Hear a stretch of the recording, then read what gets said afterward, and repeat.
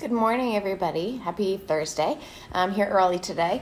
I wanted to talk quickly about distractions during class because, whatever's front of mind for me, that's what I want to talk about. So I've had, in the past couple months, these are some examples.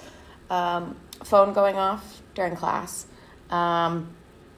things breaking, on your bike or on somebody else's, the squeaking of the bikes, which, by the way, if you guys don't know this, usually if a bike is squeaking while someone's riding it, it has nothing to do with the bike. It is the person's shoes, and the best way to fix it is to replace their clips.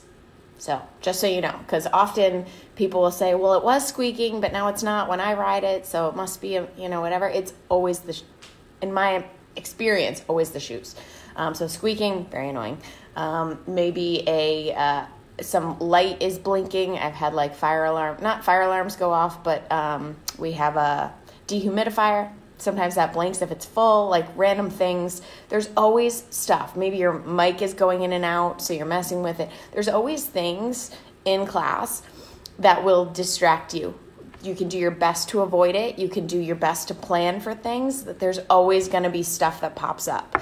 So what I would say to that is, first of all, it's going to be a practice of keeping calm in situations that you're stressed out. If you have a full class in front of you and something starts happening in the room that is distracting you, maybe it's just somebody in there who's making some weird noises. I've had that too. There's always things like that. I've had some people who come in and chew gum in the front row so loudly that I can even hear it over the music. I mean, stuff like that. It's crazy. You start to learn how to handle that sort of thing and push through it. Now, I will say it is incredibly difficult to ignore that sort of thing. I totally get it. But if you're able to push through class and not give it any attention. So if you've ever been in a class, maybe you've seen this, where something happens in the room and you notice it and the instructor notices, but they keep going as if it's not happening. That is the best you can do. The worst thing in the world is when the instructor starts calling attention to all these things that you might not even have noticed. So, for example, if there's a tech issue and the instructor starts talking about, oh, guys, my mic's not working. Can you hear me? Can you hear me? Oh, it's not working again, and keeps bringing it back to that thing. They probably notice that it's not perfect, but as soon as you draw attention to it over and over again, they aren't going to be with you anymore because now they're focused on the one thing that you don't want them focused on. So think about that when you are seeing something happen in your class that draws your attention away from teaching. Just think about it like you have to stay in it so that they can stay in it with you, because those are the kinds of things that make a really great instructor.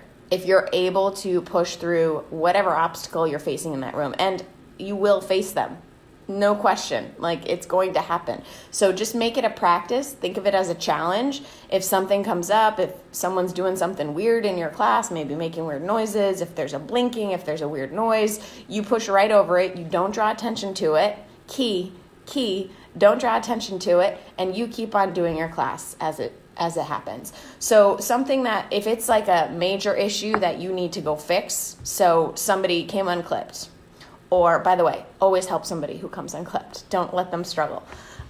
Or there's a blinking light somewhere, like I said, that you need to go turn off, or something happens that you're able and capable of going to fix during your class.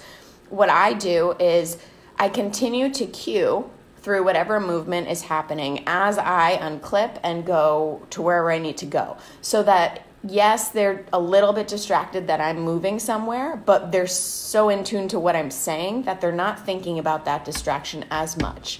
If you stay silent and you go and you leave them in silence and then you walk away and you go do something, they're all going to follow wherever you're going and think oh, what's she doing, right? It's a little weird.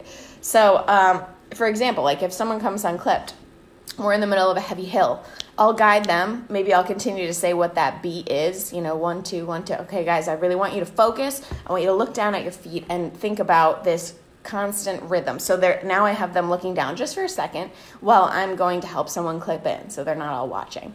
But like I said, it's a practice, and trying to think about if you were in the class with you dealing with this, what would keep you in it and what would keep you from getting distracted? Because yes, we will get distracted as instructors and we have to go fix it, but we don't have to let everyone else get distracted with us. So, hey, Ashley. I'm just wrapping up.